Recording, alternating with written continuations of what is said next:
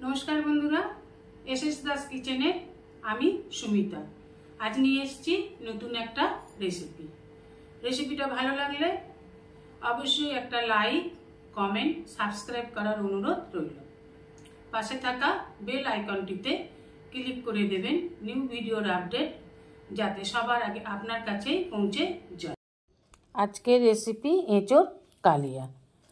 আমি কি করে এঁচোড় কালিয়া বানাই সেই রেসিপিটাই আজ আমি আপনাদের সাথে শেয়ার করব।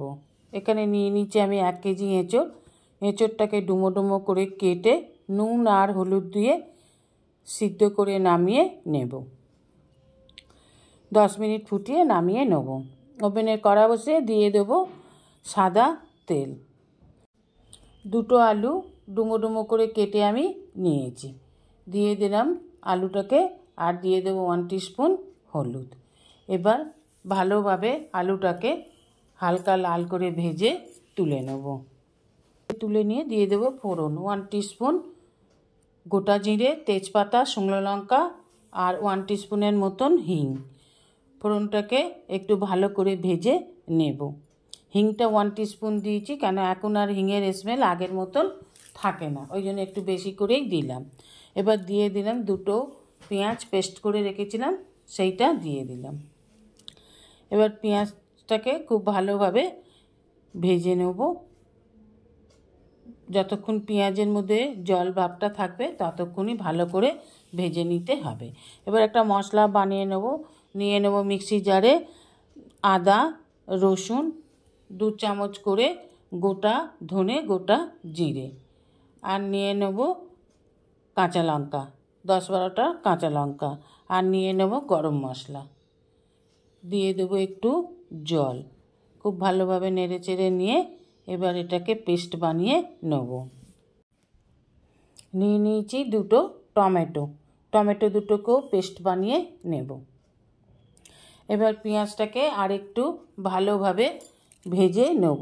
পেঁয়াজের জলীয় ভাবটা কমিয়ে এসছে, দেখুন শুকনো হয়ে এসছে। আর একটু ভেজে নিলাম।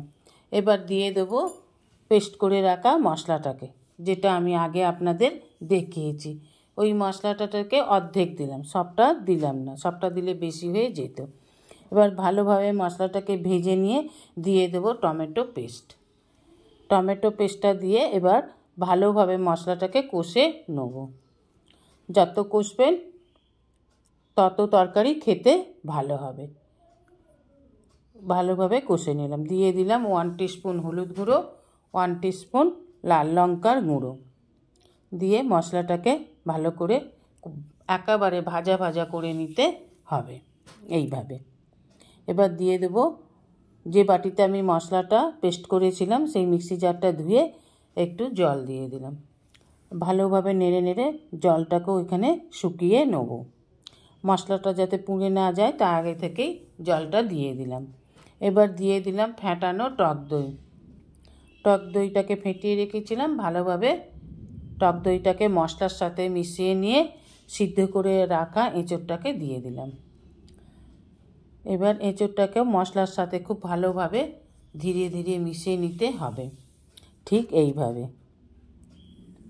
এঁচোড় কিন্তু যত কষবেন তত খেতে ভালো হয়, যত কষবেন তত মাংসের স্বাদকেও হার মানিয়ে দেবে। এইভাবে এঁচোড় কষে রান্না করলে আপনি মাছ মাংস খেতে চাইবেন না। দিয়ে দিলাম আলু।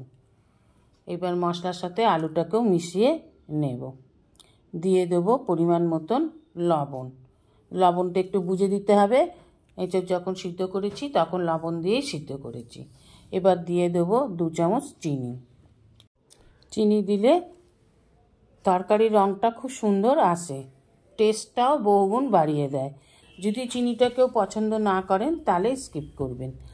দিয়ে দিলাম জল, যতটা আমার গ্রেভির দরকার সেই পরিমাণ জলটা দিয়ে দিলাম। দিয়ে খুব ভালোভাবে মশলার সাথে জলটাকে মিশিয়ে দিতে হবে।